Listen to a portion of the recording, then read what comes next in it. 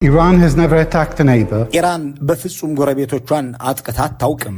Israel has repeatedly attacked its neighbors. እስራኤል ግን በተደጋጋሚ ጎረቤቶቿን አጥቅታለች። Iran signed the non-proliferation treaty. ኢራን ኒውክሌርን ለሰላማዊ ዓላማ መጠቀም የሚውልን ውል ፈርማለች። Israel has refused to sign. እስራኤል ግን ለመፈረም አሻፈረኝ ብላለች። Iran submits to inspection by the International Nuclear Energy Agency. ኢራን በዓለም አቀፍ የኒውክሌር ኢነርጂ ኤጀንሲ ለመፈተሽ ፈቃደኝነቷን በጽሑፍ አስገብታለች። Israel refuses to submit. እስራኤል ግን ይህንን ለማድረግ አልፈቀደችም። Iran has no nuclear weapons.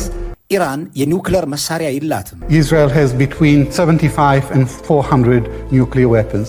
እስራኤል ግን ከ75 እስከ 400 የሚገመት የኒውክሌር መሳሪያ ታጥቃለች። Why the lies? Why the double standards?